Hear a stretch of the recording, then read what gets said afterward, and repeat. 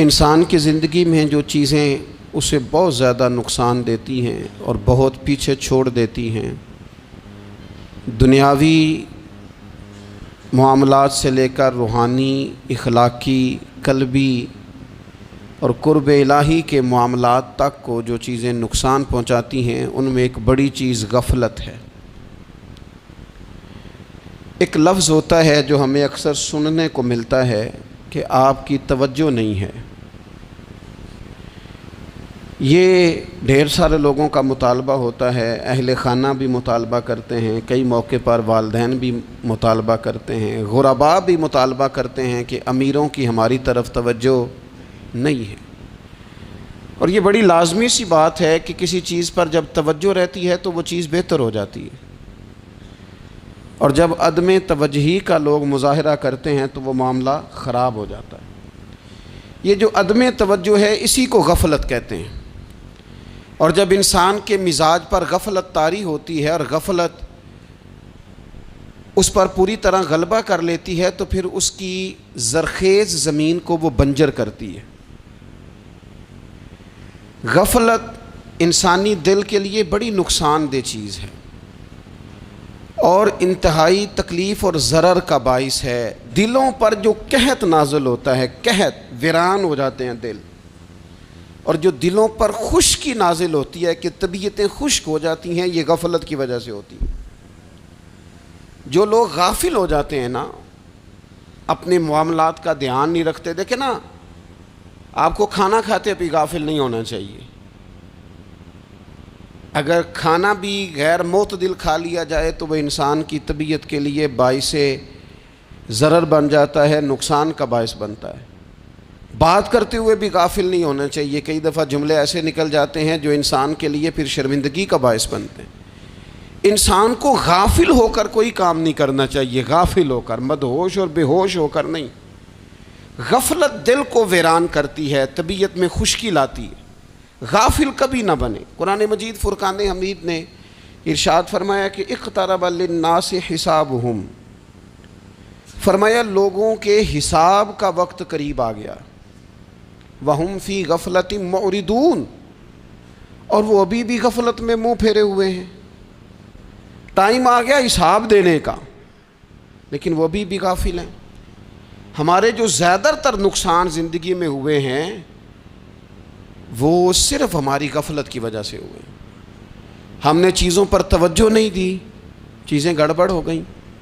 جس آدمی نے پھول لگائے ہوں، پھل لگائے ہوں، کھیتی لگائی ہو، وہ دانہ ڈال کے پانی دے کے فارغ نہیں ہو سکتا، اسے توجہ کرنی پڑتی ہے۔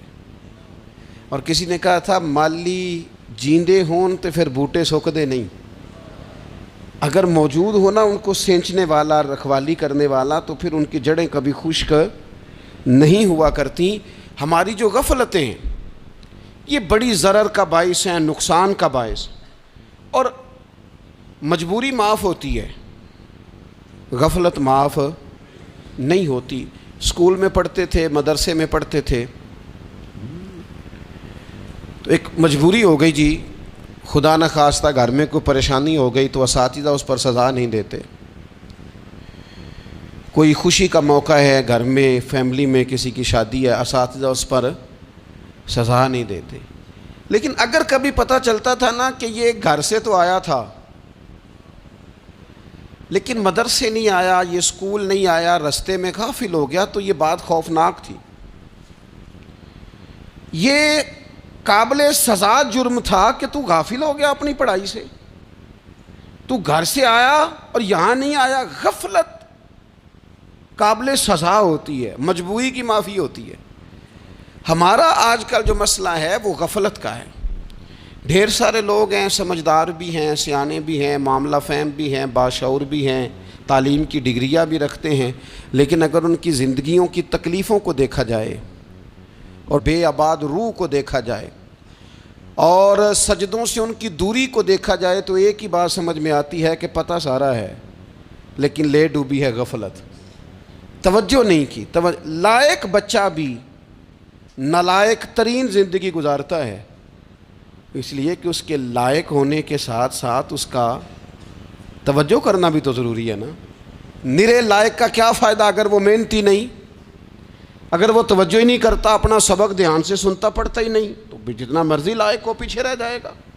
اور کئی نالائق ہوتے ہیں، رٹا لگا کے پاس ہوتے ہیں، پر چلو رٹا تو لگاتے ہیں نا، محنت تو کرتے ہیں نا، جد و جہد تو کرتے ہیں۔ کئی نالائق جد و جہد کے باعث آگے گزر جاتے ہیں، اور کوئی اسی چکر میں رہ جاتے ہیں، میں بڑا لائق ہوں، کل پڑھ لوں گا، پرسوں پڑھ لوں گا، ہفتہ تیاری کر کے پاس ہو جاؤں گا۔ اپنی زندگی سے غفلت کا پردہ اٹھائیں، اور غفلت اس کے لیے فیصلہ کرنے کی ضرورت ہوتی ہے، پلاننگ کرنے کی نہیں، فیصلہ کرنے کی ضرورت ہوتی ہے کہ میں نے اب غفلت کرنی۔ ہم نہ جب بھی کوئی پروگرام بناتے ہیں تو منصوبہ بندی شروع کر دیں، منصوبہ بندی نہ کریں، فیصلہ کریں، کہیں کہ میں نے غافل نہیں ہونا۔ غفلت غرق دنیا کا نام ہے، اپنے آپ کو غفلت سے بچائیں۔ آپ دیکھیں حضرت کعب بن مالک رضی اللہ تعالیٰ عنہ فرماتے ہیں، بخاری میں موجود ہے، فرماتے ہیں کہ جنگ میں پیچھے رہ گیا تھا، میرا خیال تھا کل چلا جاؤں گا، گھوڑے اور سواریاں میرے پاس تیز ہیں، مضبوط ہیں، پرسوں چلا جاؤں گا، تیزی سے بھاگ کے میں پہنچ جاؤں گا، میں قافلے کے ساتھ شامل ہو جاؤں گا، لیکن بس تھوڑی سستی ہو گئی، ذرا غفلت ہو گئی۔ آپ فرماتے ہیں جب سب لوگ چلے گئے حضور علیہ السلام کے ساتھ جہاد میں اور میں پیچھے رہ گیا، تو پھر جب چند دن گزر گئے اور محبوب کے واپس آنے کا ٹائم ہو گیا، تو اب میں غور کرتا سمجھتا تو مجھے مدینے میں یہاں بزدل لوگ نظر آتے، اور کون نظر آتے؟ جو منافق تھے، وہ منافق بزدل دکھائی دیتے، یا مجھے عورتیں اور بچے دکھائی دیتے۔ میں پریشان ہوا، حضور واپس آ گئے۔ جنہوں نے بہانے کیے تھے نا منافقین نے، یہ مجبوری تھی اس لیے نہیں جہاد پہ گئے، یہ جنہوں نے بہانے کیے تھے انہیں مل گئی معافی، اور میں نے سچ بولا، میں نے کہا یا رسول اللہ میں غافل ہو گیا تھا۔ اب کہتے ہیں میں نے جب کہا نا حضور سستی ہو گئی تھی، ذرا غفلت ہو گئی، تو بندہ محبوب سے ہی غافل ہو جائے، بندہ وہیں سے غافل ہو جائے۔ جو دم غافل سو دم کافر، سانو مرشد اے ہو پڑھایا۔ جب کہا نا حضور وہ غلطی ہو گئی، کوئی مجبوری نہیں تھی، تو فرماتے ہیں باقیوں کو معافی مل گئی، میرے ساتھ حضور ناراض ہو گئے۔ ایک دن نہیں، 2 دن نہیں، 50 دن حضور ناراض رہے۔ مدینے کی گلیوں نے مجھے پہچاننا چھوڑ دیا، در و دیوار سے مجھے یوں لگتا تھا کہ میں پردیسی ہوں۔ فرماتے ہیں میں مسجد میں آتا تھا، میں جب محبوب کو دیکھتا تو حضور رخ انور پھیر لیتے، اور مجھے پتا تھا جب میرا چہرہ ادھر ادھر ہوتا تو پھر کریم رحمت کی نظر فرماتے۔ فرماتے ہیں 50 دن مسلسل، پھر مجھے حکم ہوا کہ بیوی بھی بھیج دو، میکے بچے بھی بھیج دو، ننھال یعنی تنہا رہ جاؤ۔ فرماتے ہیں وہ میں نے قید تنہائی کاٹی، لیکن شکر اللہ کا یہ ہے کہ میں سچا تھا، بس ذرا بھول گیا تھا، بس ذرا غفلت ہو گئی تھی۔ تو فرماتے ہیں پھر اللہ تبارک و تعالیٰ نے میرے اوپر فضل یہ فرمایا کہ میری توبہ کا اعلان رب نے قرآن مجید میں فرمایا۔ تو غافل نہ بنے کبھی بھی، ہمارا نا مسئلہ یہ ہے، اور آپ نے ناراض نہیں ہونا، ڈھیر سارے لوگ غافل ہو جاتے ہیں،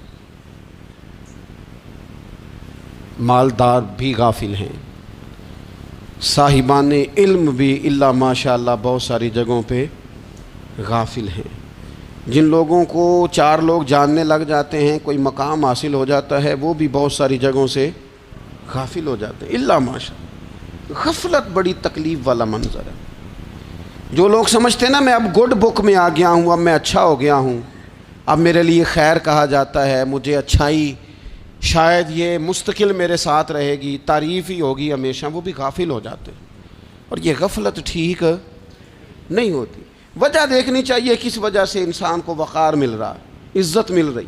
اپنی زندگی سے غفلت کو اتار پھینکیں۔ تھوڑی دیر کی تو غفلت ہوتی ہے، لمبی تو نہیں۔ 2 منٹ کے لیے صرف اس نے ڈرائیونگ کرتے ہوئے چہرہ موبائل کی طرف کیا تھا، 2 ہی تو منٹ لگے تھے۔ لمحوں نے خطا کی تھی، صدیوں نے سزا پائی۔ لمحوں نے خطا کی تھی، صدیوں نے سزا پائی۔ ایک لمحے کے لیے غافل ہوئے تھے اور صدیاں، نسلیں روتی رہ گئیں پیچھے۔ بچے تڑپتے رہ گئے، اہل خانہ پریشان رہ گئے، ماں باپ ساری زندگی روتے رہے، لیکن یہ 2 منٹ کے لیے یہ غفلت جو ہے یہ بڑی تکلیف والا معاملہ. اپنی زندگی سے غفلت کو اتارنا ہے، غافل نہیں بننا، ہر وقت توجہ اور ساری باتوں پہ توجہ. بعض اوقات لوگ ایک طرف توجہ کر کے ایک طرف سے غافل ہو جاتے ہیں. نہ، توجہ ہمہ پہلو رکھنی ہے. ہمارے ذمے جتنے بھی حقوق ہیں ان سب پر توجہ، ہر چیز کا خیال. ایسا نہ ہو کہ عبادت کرتے رہ جائیں اور حقوق العباد ہم سے چھوٹ جائیں، اور حقوق العباد اتنے زیادہ ادا کریں. صاحب مجھے کہنے لگے ایک دفعہ بڑے وثوق کے ساتھ، کہنے لگے جی معاذ اللہ ثم نہیں جی ٹائم ملتا پھر نماز دا کی کریے، روزی کمانا بھی تو عبادت ہے نا. تو میں نے کہا آپ نے عبادت کرنا ایک حصہ قبول کیا ہے، آپ نے کل عبادت نہیں قبول کی. عبادت کل ہے، ہمہ پہلو. ایک حصہ آپ قبول کر کے نکل گئے اور باقی آپ نے چھوڑ دی. تو کسی ایک طرف سے بھی غافل نہیں ہونا. جتنی ذمہ داریاں ہیں، جتنی ڈیوٹیاں ہیں، ان سب کا خیال. اور جو بڑا آدمی ہوتا ہے، بڑا گھر میں بڑا ہو، قبیلے میں بڑا ہو، علاقے میں بڑا ہو، ادارے میں بڑا ہو، کلاس میں بڑا ہو، جو بڑا ہے اس کی تو ساری آنکھیں کھلی ہوئی ہونی چاہیے. ایک ایک پر اس کی نظر ہونی چاہیے کہ میری کہاں ضرورت ہے، کہاں مجھے اشک شوئی کرنی ہے، کس کے ساتھ میں نے کس طرح محبت کا رویہ رکھنا ہے. غافل نہ بنے. اچھا جی اب کیسے پتہ چلے گا کہ ہم غافل ہیں؟ یہ کیسے پتہ چلے گا؟ آپ کسی بندے سے بھی پوچھ لیں حالات کیا ہیں تو کہتا ہے اللہ کا شکر ہے کبھی کسی کا دل نہیں دکھایا، اللہ کا شکر ہے جی زمانہ ہو گیا 5 نمازیں پڑھتا ہوں، اللہ کا شکر ہے جی. کیسے پتہ چلے گا غافل ہیں؟ پہلی علامت ہمارے علماء اور صوفیاء نے غافل بندے کی لکھی ہے. اس آئینے میں نے اور آپ نے اپنا آپ دیکھنا ہے. غافل بندے کی پہلی علامت یہ ہوتی ہے کہ وہ دنیاوی کاموں میں چست ہوتا ہے اور اللہ اور اس کے رسول کی فرما برداری میں سست ہوتا ہے. یعنی نماز کے وقت تو اسے نیند ستاتی ہے، پریشانی ہوتی ہے، لیکن اگر کسی جگہ مال مل رہا ہو، پیسے مل رہے ہوں، وہاں جانا ہو تو پھر اسے کوئی چیز بھی تنگ نہیں کر. دنیاوی کاموں میں چست ہوگا، یعنی ٹی وی کے آگے، موبائل کے آگے وہ گھنٹوں بیٹھا ہوا ہے. اور اگر اسے 25 منٹ قرآن پاک سننا پڑ جائے، اگر اسے 20 منٹ دینی محفل میں بیٹھنا پڑ جائے، اگر اسے کہا جائے کہ تو 20 رکعت نماز نفل ادا کر، دنیاوی کاموں میں چست ہے، دینی کاموں میں، یہ غفلت کی پہلی علامت. پھر ذاتی معاملات پہ پیسہ خرچ کرنا ہو تو ڈھیر سارا ہے، کسی غریب کی مدد کرنی ہو تو. وہ ہمارے ایک دوست ہیں، وہ اکثر کہا کرتے ہیں، وہ کہتے ہیں آج کل کسی سے کہنا فلائی کام میں، دینی کام میں، کسی کی مدد میں کچھ 4 پیسے خرچ کرنے ہیں تو لوگ کہتے ہیں ہاتھ تنگ ہے. ہاں کوئی سستا پلاٹ ملتا ہو نا، اور اگر یہ سمجھ آ جائے کہ وہ مجبور ہے بیچارہ بیچنے والا، تو پھر کہتے ہیں میں 2-3 دوستوں کو پھاڑ لے سن. ذاتی کاموں میں جب بندہ چست ہو اور دینی کاموں میں سست ہو تو مطلب یہ ہے کہ بندہ غافل ہے. پہلی علامت غفلت کی. اور غفلت کی دوسری نشانی یہ ہے کہ انسان گناہ کے کاموں کو معمولی سمجھنے لگ جاتا ہے. یہ غافل بندے کی نشانی ہے. گناہ کو معمولی سمجھتا ہے، چھوٹا سمجھتا ہے. آج کل لوگ کہتے نہیں میں کو اکیلا کر رہا ہوں، ساری دنیا ہی کرتی ہے. اور جناب کیا ہو گیا اگر یہ غلطی ہو گئی تو بندے سے ہو ہی جاتا ہے. گناہ کو معمولی سمجھنا، چھوٹا سمجھنا اور کہنا پھر کیا ہو گیا ہے، انسان سے غلطی ہو جاتی ہے. آپ دیکھ لیں کہ سینکڑوں بیسیوں گناہوں کا بوجھ ہمارے سروں پہ ہوتا ہے، لیکن کوئی ہمارا دبدبہ ہے، کوئی ہماری گفتگو ہے، کوئی ہمارے جملوں میں خود پسندی ہے، کوئی ریاکاری ہے، کوئی تصنع ہے. یہ غافل بندے کی علامت ہے. نبی اکرم صلی اللہ تعالیٰ علیہ وآلہ وسلم نے فرمایا مومن اپنے گناہوں کو پہاڑ کی طرح سمجھتا ہے. یہ بخاری میں حدیث ہے. مومن پہاڑ کی طرح جانتا ہے اور وہ ڈرتا ہے کہ کہیں وہ پہاڑ اس کے اوپر گر نہ جائے، یعنی کہیں مجھے میرے گناہ کی سزا نہ مل جائے. چھوٹے گناہ کو بھی پہاڑ جانتا ہے، یار مجھ سے غلطی ہو گئی، مجھے ٹھیک کر لینی چاہیے، مجھے معافی لے لینی چاہیے، مجھے توبہ کر لینی چاہیے. مومن اپنے اوپر گناہ کو پہاڑ کی جانب سمجھتا ہے. اور حضور علیہ الصلوۃ والسلام فرماتے ہیں کہ یہ جو فاسق اور فاجر ہوتا ہے نا، اللہ کا نافرمان، یہ گناہ کو مکھی کی طرح سمجھتا ہے، یہ سمجھتا ہے میں نے اشارہ کرنا ہے مکھی نے اڑ جانا ہے۔ مومن کی علامت یہ ہے کہ وہ پہاڑ جانتا ہے اگر غلطی ہو جائے تو پہاڑ۔ امام اعظم ابو حنیفہ رحمۃ اللہ علیہ گزر رہے تھے تو بارش ہو گئی تھی اور کوفہ میں کیچڑ تھا، تو آپ نے جو جوتے پہنے ہوئے تھے ان جوتوں سے چلتے ہوئے نا آپ کے پاؤں سے کچھ مٹی اڑی، تو سامنے ایک یہودی تھا، اب اس زمانے میں دیواریں کچی ہوتی تھیں، اس کے دیوار پر جا کے وہ مٹی جو تھی وہ لگ گئی۔ اب امام صاحب بڑے پریشان ہوئے کہ میں نے اس کی دیوار کو آلودہ کر دیا۔ یہاں تو لوگ اپنی اینٹیں رکھتے رکھتے کئیوں کی دیواریں توڑ ہی دیتے ہیں، اور پھر وہ اس پر ماننے کو بھی تیار نہیں ہوتے، تسلیم کرنے کو بھی تیار نہیں ہوتے۔ وہ کہتے ہیں پھر کیا ہو گیا، اب ہمارا یہاں گھر ہے تو ہم نے ٹرالی منگوانی نہیں تھی، ہمارا حق بنتا تھا۔ امام صاحب کے پیروں سے ذرا کیچڑ اڑا، یہودی کی دیوار پہ لگا، اس کی کچی دیوار تھی۔ امام صاحب پریشان ہو گئے، سوچنے لگے کہ اگر میں دیوار سے یہ کیچڑ اتارتا نہیں تو یہ بھی زیادتی ہے، میں نے اس کی دیوار کو گدلا کر دیا، اور اگر میں اتارتا ہوں تو کچھ مٹی اس کی دیوار کی بھی اتر جائے گی، کچی دیوار ہے، یہ بھی زیادتی ہے۔ مومن گناہ کو پہاڑ کی طرح سمجھتا ہے کہ کہیں گر نہ جائے، اس کی بھی کہیں سزا نہ مل جائے۔ امام صاحب نے اس کے دروازے پہ دستک دی، وہ باہر آیا تو اتفاق سے وہ آپ کا مقروض بھی تھا، اس نے پیسے دینے تھے۔ باہر نکلتے ہی کہنے لگا اوہ آپ تو قرض لینے آ گئے، میرے پاس تو ابھی گنجائش نہیں ادا کرنے کی۔ تو امام صاحب کہنے لگے تو قرض چھوڑ، وہ میں نے معاف کیا، میرے سے ایک غلطی ہو گئی ہے۔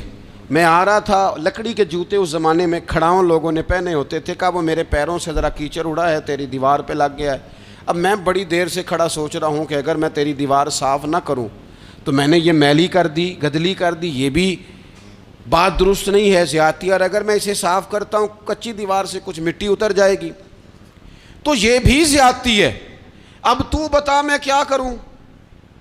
تو بے موسمہ پھل تھا نا یہ، تو بے موسمہ پھل دیکھ کے بندہ حیران ہو جاتا ہے، جو باتیں روٹین میں نہ ہو رہی ہوں وہ ذرا انوکھی لگتی ہے، بندہ حیران ہو گیا، غور سے امام صاحب کا چہرہ دیکھنے لگا، غور سے چہرہ دیکھنے لگا، اور پھر تھوڑی دیر سوچنے کے بعد کہنے لگا حضور پہلے میں نے دین اسلام کے بارے میں پڑھا اور سنا تھا، آج میں نے دین دیکھا ہے۔ پہلے میں نے سنا تھا کہ دین اسلام اس طرح کا ہے، آج میں نے دین ہم نہ پوری دنیا کے کافروں کو دین سنانا چاہتے ہیں، دکھانا نہیں چاہتے، ہم نیک نظر آنا چاہتے ہیں، نیک بننا نہیں چاہتے، ہم نیک نظر آنا چاہتے۔ نتیجہ کیا نکلتا ہے کہ کچھ عرصے کے بعد پتہ چل جاتا ہے بندہ کس لیول کا نیک ہے، کیا معیار ہے اس کی نیکیوں کا۔ کہنے لگا حضور پہلے میں نے دین سنا تھا، آج دیکھا ہے۔ آپ وہ مٹی کی دیوار پر جو کیچڑ لگ گیا ہے، دیوار کو بعد میں صاف کیجئے گا، پہلے کلمہ پڑھائیں تاکہ میرے اندر کا کفر صاف ہو جائے، مجھے مسلمان کر دیں۔ تو غافل آدمی جو ہوتا ہے نا، وہ پھر تیسری بات، جب بندہ بہت زیادہ غافل ہو جاتا ہے پھر اعلانیہ گناہ کرنے لگتا ہے۔ ایک گناہ پھر اس کا اظہار گناہ، ایک بندہ حدیث پاک میں آتا ہے، ایک بندہ رات کو کوئی غلطی کرتا ہے، اللہ تعالیٰ اس پہ پردہ ڈال دیتا ہے، لیکن وہ سویرے خود لوگوں کو بتاتا پھرتا ہے میں نے یہ کیا، میں نے یہ کیا۔ جب آپ اظہار گناہ کرتے ہیں نا تو سامنے والا بھی دلیر ہوتا ہے، کہتا ہے اس نے کیا میں کر لوں گا تو پھر کیا ہوا۔ ہمارے علماء نے لکھا ہے کسی کی نماز قضا ہو جائے تو کسی کو بتائے نہ، قضا پڑھ ڈالے، اس کا جگہ جگہ ذکر نہ کرے۔ جب آپ کہیں گے نا میری قضا ہو گئی تو آپ کے ساتھ رہنے والا بچہ دوست سمجھے گا یار اس کی قضا ہو گئی ہے تو میری بھی ہو جائے گی تو کیا ہوا۔ گناہ کرنا بھی گناہ ہے اور گناہ کا اظہار بھی گناہ ہے۔ نبی اکرم صلی اللہ تعالیٰ علیہ وآلہ وسلم نے ارشاد فرمایا میری ساری امت کو معافی مل جائے گی سوائے ان لوگوں کے جو اعلانیہ گناہ کرتے ہیں۔ یہ بخاری مسلم دونوں میں حدیث موجود ہے۔ جو اعلانیہ گناہ، جنہوں نے خود ساری دنیا کو گواہ بنا لیا، میں نے یہ بھی جرم کیا، یہ بھی کیا، یہ بھی کیا، یہ بھی کیا، خود انہوں نے لوگوں کے، بہت بڑے غافل آدمی کی علامت ہے کہ گناہ کرے اور پھر اوپر سے اعلانیہ گناہ کرے، اتنا بڑا جرم کرے۔ پھر چوتھی علامت اگر ہم دیکھنا چاہیں کہ ہم غافل تو نہیں. تو غافل بندے کی چوتھی علامت یہ ہوتی ہے کہ وہ فضول کاموں میں وقت بڑا ضائع کرتا ہے.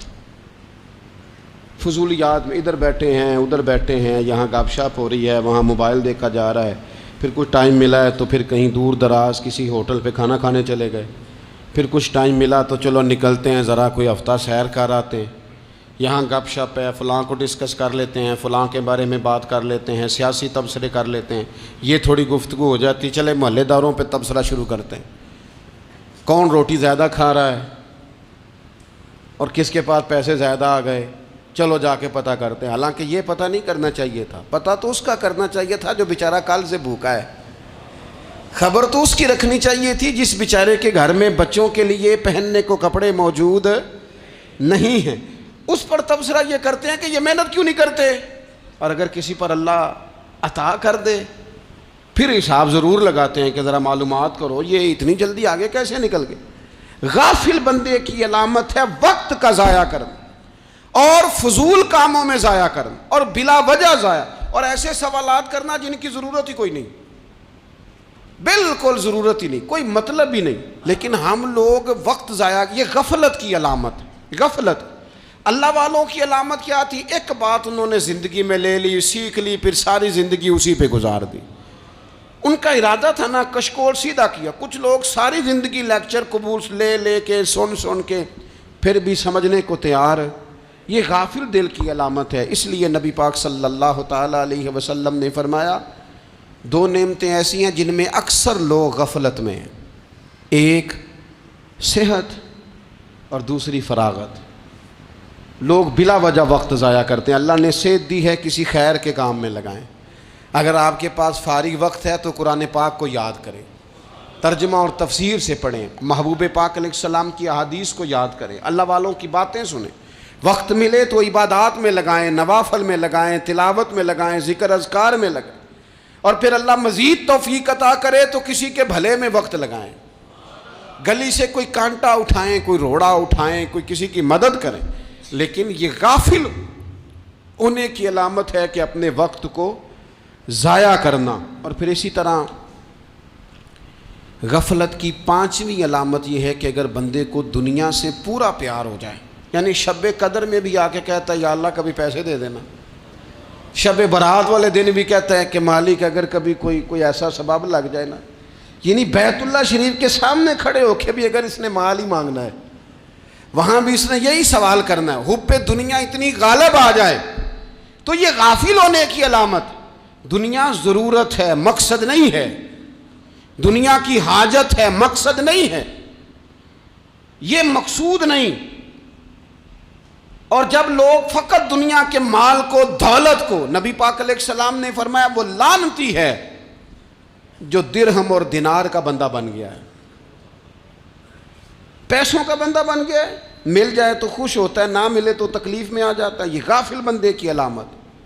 مومن تو وہ ہوتا ہے کہ دولت رزق حلال ضرور کماتا ہے تاکہ کسی کے آگے ہاتھ نہ پھیلانا پڑے, کوشش ضرور کرتا ہے, پر دنیا کو جیب میں جگہ دیتا ہے, دل میں نہیں دیتا. اس کی جگہ جہاں ہے اسے وہاں رکھتا ہے, اسے دل میں جگہ. دل تو ایک ہے, اس میں رب و رسول کو بسائیں گے یا کسی اور کو بسائیں گے.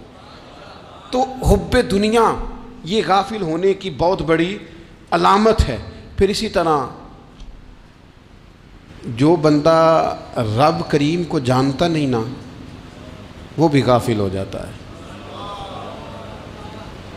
ایک تو جو یہ نہیں نہ جانتا کہ رب کریم سزا دے گا, مجھے دیکھ رہا ہے, اسے نہ اونگ آتی ہے نہ نیند آتی ہے, جو اس کی معرفت نہیں رکھتا کہ میرا رب ہر وقت مجھے دیکھ رہا ہے, وہ بھی غافل ہو جاتا ہے. جسے پتہ ہونا کہ مجھے دیکھ رہا ہے وہ غافل نہیں ہوتا. اور جو یہ سمجھ لیتا ہے نا کہ شاید معاذ اللہ ثم اس یقین کو پکا نہیں کرتا, وہ غافل ہو جاتا ہے. اور ایک جو یہ نہیں نہ جانتا کہ رب مہربان کتنا ہے وہ بھی غافل ہو جاتا ہے. مجھے بتائیے سب سے زیادہ تو بندہ اس کے دروازے پہ جاتا ہے نا جو سب سے زیادہ مہربانی کرنے والا ہو, اس دروازے سے بندہ اٹھتا ہی نہیں. تو جس کو یہ یقین ہو جائے نا سب سے زیادہ کرم فرمانے والی ذات اللہ رسول کی ہے, وہ کبھی رب رسول سے غافل نہیں ہوتا. وہ کبھی اللہ رسول کا دروازہ چھوڑ کے نہیں جاتا، وہ کبھی کسی اور جگہ جا کے پناہ تلاش نہیں کرتا۔ جسے پتہ چل جائے نا وہ کریم کتنا ہے، مہربان کتنا ہے۔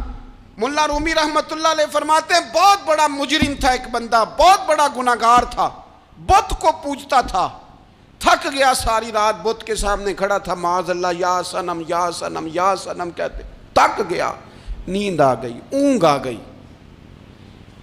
جب پوری طرح نیند آ گئی اور دماغ پہ نیند قبضہ کرنے لگی تو اس کے منہ سے نکل گیا، صنم صنم کہہ رہا تھا نا، نکل گیا یا صمد، او بے نیاز مالک۔ رب کریم نے فرشتوں سے فرمایا دوڑ کے جاؤ، جو کہتا ہے اسے دے دو۔ فرشتے کہنے لگے مالک وہ تو بت کو پکار رہا تھا، اس نے تو غلطی سے نام لیا ہے۔ فرمایا مجھے نہیں پتا، لیکن دیکھو نا اس نے مجھے پکارا تو ہے نا، کتنی دیر سے جھوٹے کو پکار رہا تھا، اس کا معاملہ حل نہیں ہوا۔ اب اگر سچے کو پکارنے پہ بھی حل نہ ہوا تو فرق کیا رہ جائے گا؟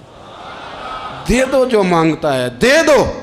میرے دوست گھر پتہ چل جائے وہ کریم کتنا ہے، وہ مہربان کتنا ہے۔ میرے رسول پاک علیہ الصلوۃ والسلام نے تو فرمایا تیری آنکھ سے اگر اس کے خوف سے اتنا آنسو بھی نکل گیا جتنا مچھر کا پر ہوتا ہے، تو جس طرح بھینس کے تھنوں سے نکلا ہوا دودھ واپس تھنوں میں نہیں نہ جاتا، جو اتنا بھی روئے نہ روئے اللہ کے خوف سے، وہ بندہ دوزخ میں نہیں جائے گا۔ تھوڑی دیر کے لیے ڈر جائے اپنے رب سے، آئے تو صحیح۔ عدم معرفت غفلت پیدا کرتی ہے، تو آ تو صحیح، وہ تو کریم ہی بڑا ہے، وہ تو مہربان ہی بڑا ہے۔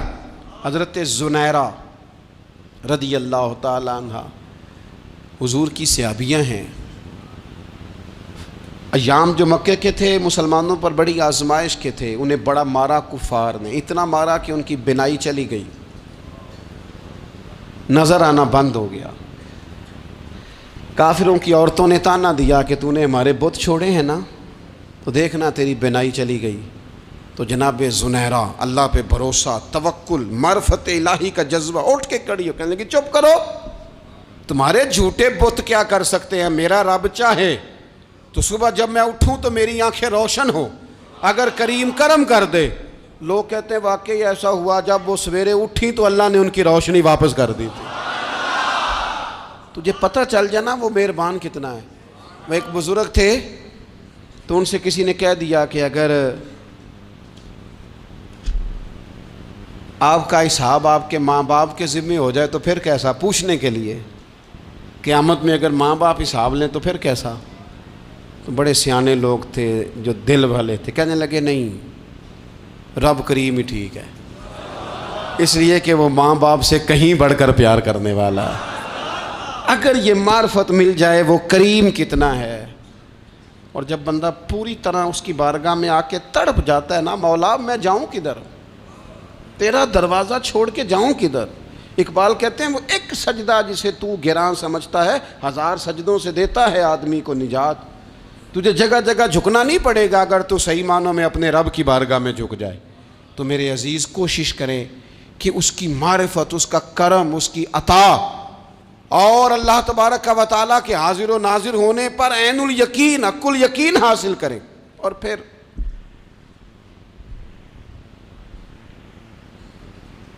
آٹھویں بات یہ ہے کہ غافل لوگوں کی صحبت بھی بندے کو غافل کر دیتی ہے۔ غافلوں کی صحبت میں نہ بیٹھیں، ان کی صحبت میں بیٹھیں جن کے پاس بیٹھنے سے دل میں رب رسول کی محبت پیدا ہوتی ہے۔ غافلوں سے بچیں۔ چنگیاں دے لڑ لگی ساں تے چولی چ پھل پئے، تے جدوں میں پیڑیاں دے سنگ رل گئی تے میرے اگلے بھی ڈل گئے۔ برے آدمی کی صحبت بندے کو غافل کر دیتی۔ غافلوں کی صحبت میں کبھی نہ بیٹھیں، کبھی نہیں۔ غافل آدمی آپ کو غافل کر دے گا۔ میرے نبی پاک علیہ الصلوۃ والسلام نے فرمایا انسان اپنے دوست کے مذہب پر ہوتا ہے۔ یہ بہت بڑے لفظ ہیں۔ فرمایا المرء علی دین خلیلہ، انسان اپنے دوست کے مذہب پر ہوتا ہے۔ تو دیکھ تو نے دوست کس کو بنایا ہے، جو تیرے دوست کا مذہب ہوگا وہی تیرا ہو جائے گا۔ ہم نے دوست بنایا نا غوث پاک جیلانی کو، ہم نے یاری لگائی ہے نا داتا علی اجمیری سے، ہماری نسبت ہے نا معین الدین اجمیری سے، ہمارا تعلق ہے نا بہاؤالدین زکریہ ملتانی سے، ہمارا رشتہ ہے نا حضرت مجدد الفسانی سے، ہم ماننے والے ہیں نا اعلیٰ حضرت بریلوی کے، ہمارا تعلق ہے کبھی جماعت علی سے کبھی مہر علی سے، ہمارا ان سے تعلق ہے تو صبح شام ہماری زبان پہ رہتا ہے بالغ العلا بکمالہ کشف الدجی بجمالہ حسنت جمیع خصالہ صلو علیہ وآلہ۔ ان سے تعلق جڑا ہے نا تو کئی دفعہ تنہائیاں تڑپا دیتی ہیں اور تڑپ کے کہتے ہیں آج سکھ متران دی ودھیری ہے، آج سکھ متران دی، سکھ کہتے ہیں اڈیق کو، متر کہتے ہیں محبوب کو، اج سکھ متران دی ودھیری ہے، اے کیوں دلڑی اداس گھنیری ہے، لوں لوں وچ شوق چنگیری ہے، اج نینا لائیاں کیوں جھڑیاں، سبحان اللہ سبحان اللہ سبحان اللہ۔ پہلے کہتے ہیں سکھ متران دی ودھیری ہے یعنی اداس ہوں، پھر حضور کے جلووں پہ نظر کرتے ہیں، کہتے ہیں سبحان اللہ سبحان اللہ، ماں اجمل کا ماں احسن کا ماں اکمل کا، اور پھر فوراً کہنے لگے او کتھے مہر علی، او کتھے مہر علی، کتھے مہر علی تے کتھے تیری سنا، اب ویکھو مشتاق اکھیں کتھے جاڑیاں، بلغ العلا بے کمال کشف الدجی بے، اور میرے اعلیٰ حضرت کہنے لگے سرور کہوں کہ مالک و مولا کہوں تو، باغ خلیل کا گلے زیبا کہوں تجھے، تیرے تو وصف عیب تناہی سے ہیں بری، حیران ہوں میرے شاہ میں کیا کیا کہوں تجھے۔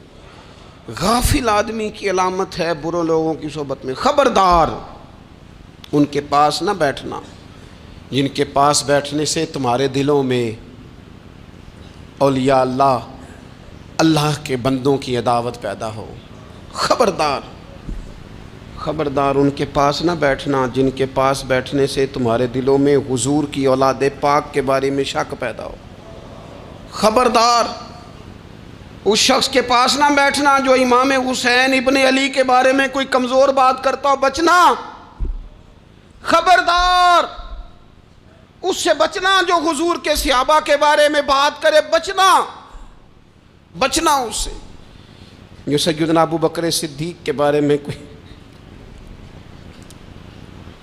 دیکھو کیا مقدر ہیں صدیق و فاروق کے، جن کے گھر ہی رحمتوں کے خزینے میں، بھلا کیا کہا نبی پاک، حضور نے فرمایا میرے اوپر جس نے نیکی کی تھی بدلہ دے دیا ہے، یہ جو میرے ابو بکر صدیق ہے نا، ان کو میں اللہ کی بارگاہ میں لے جاؤں گا، کہوں گا مالک تو ہی بدلہ عطا فرما۔ ایک ہاتھ میں جناب صدیق کا ہاتھ پکڑا، ایک میں حضرت عمر کا ہاتھ پکڑا، اور حضور مسجد نبوی سے باہر آ رہے ہیں، دیکھنے والے کی زبان سے بے ساختہ سبحان اللہ نکل گیا، کیا شان ہے کیا مقدر ہے۔ تو حضور علیہ السلام رک گئے اور روک کے فرمایا تو حیران ہو رہا ہے نا، تو حیران ہو رہا ہے نا کہ میں نے ایک ہاتھ میں ابو بکر کو پکڑا ہے، ایک میں عمر کو پکڑا ہے، فرمایا قیامت میں جب میری قبر کھلے گی تو میں اسی طرح قبر سے نکلوں گا، اس طرح میدان محشر میں میں آؤں گا۔ خبردار حضور کے وفاداروں کے وفادار رہنا، ان کے وفادار رہنا، ان کے وفادار رہنا۔ بڑا عجیب دور آیا ہے، ہم نے یہ دور دیکھا ہے کہ لوگ حضور کے صحابہ کے بارے میں بھی بات کریں گے، اب نبی پاک کی اولاد پاک کے بارے کو بھی ڈسکس کیا جائے گا۔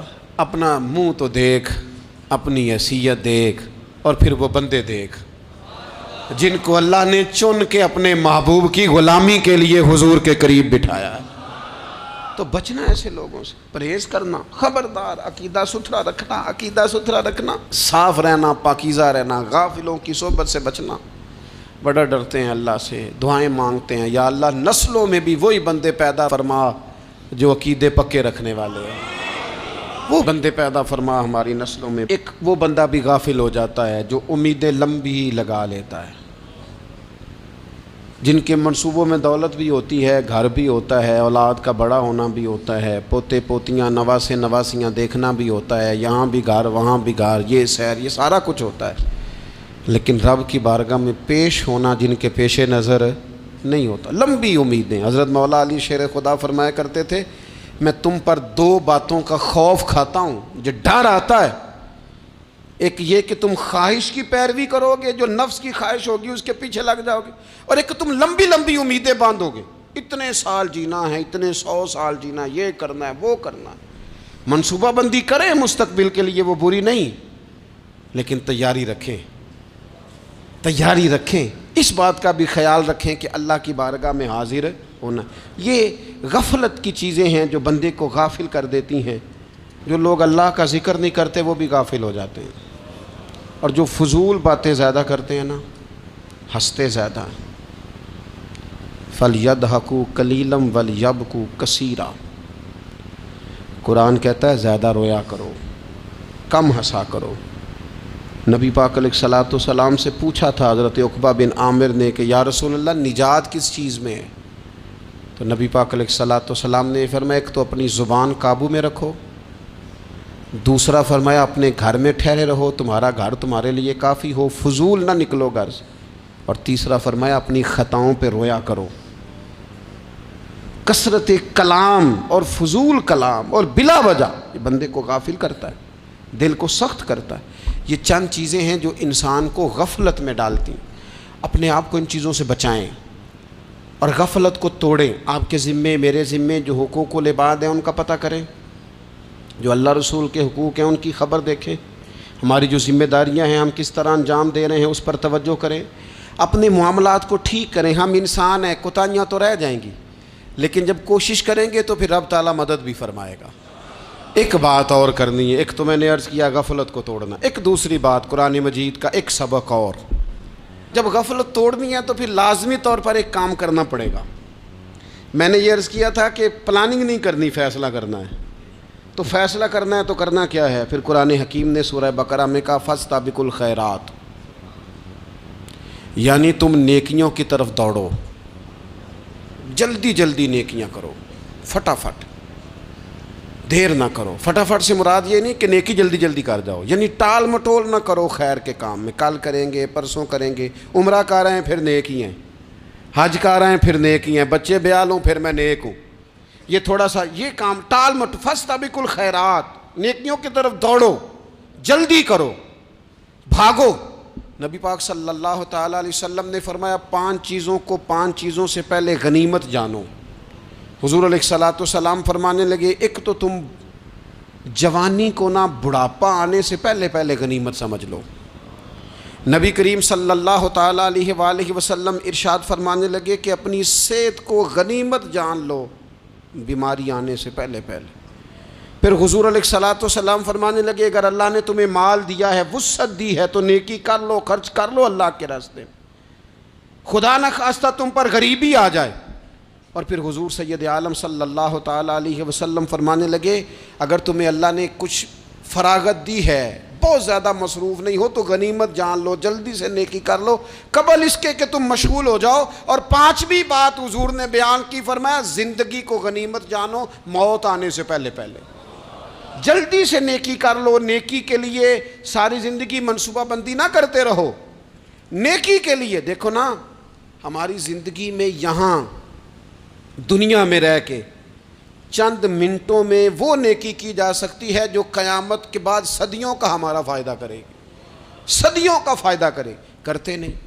پلاننگ کر رہے ہیں، منصوبہ بندی کر رہے ہیں، بس تیاری کر رہے ہیں، بس حضرت آپ دعا کر دیں، اللہ تعالیٰ دعائیں بھی قبول فرمانے والا ہے، لیکن جو نیکی نصیب ہوتی ہے اسے جلدی سے کر گزریں، اسے فٹافٹ کریں۔ میں ایک گاؤں میں گیا، اب تو خیر وہ دور نہیں رہا، یہ 10-15 سال 20 سال پہلے نا جو نوجوانوں کی مصروفیات ہوتی تھیں ان میں سے ایک مصروفیت یہ ہوتی تھی کہ گندم لے کے چکی پہ جانا ہے، آٹا پسوا کے لانا ہے۔ یہ ایک بڑی، چونکہ سبھی گھروں کے اندر سال کے لیے گندم سٹاک کر لی جاتی تھی، تو گندم لے کے جانا یہ ایک ڈیوٹی ہوتی تھی۔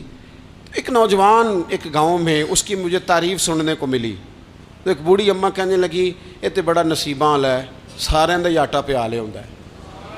اور آتے جاتے پوچھ لیتا ہے کہ اماں کوئی کہنے لگی میرے بچے باہر ہوتے ہیں، یہ مجھے دوائی بھی لا دیتا ہے شوگر کی، میں مریضہ ہوں۔ یعنی خیر جتنی ہو سکے، جتنی۔ میرے ایک سنگی ہیں تو سڑک پہ کوئی بندہ کھڑا ہوتا ہے نا، اللہ تعالیٰ انہیں سلامت رکھے، بندہ کھڑا ہوتا ہے تو کہتے ہیں میں اس سے پوچھ لیتا ہوں بابا جی کدھر جانا ہے، فلانی جگہ جانا ہے، تو کہتے ہیں میں موٹر سائیکل پہ بٹھا لیتا ہوں۔ بندہ دیکھ کے مجھے سمجھ آ جاتی ہے ضرورت مند ہے، کوئی چور نہیں، کوئی ڈاکو نہیں، ضرورت مند ہے، میں اسے منزل تک نیکی جتنی میسر آئے، جس حد تک میسر آئے۔ کیا کہا ہمارے نبی پاک علیہ السلام نے؟ حضور نے ہم سے فرمایا کچھ نہ ہو سکے تو بات ہی مسکرا کے کر لینا، اس پر ہی اللہ صدقے کا ثواب عطا کر دے۔ فاستبقوا الخیرات، جلدی سے نیکی کر لو، اپنے نامہ اعمال میں روز نیکیاں جمع کرو، کوئی نہ کوئی خیر کا کام روز کرو اور جلدی سے کرو۔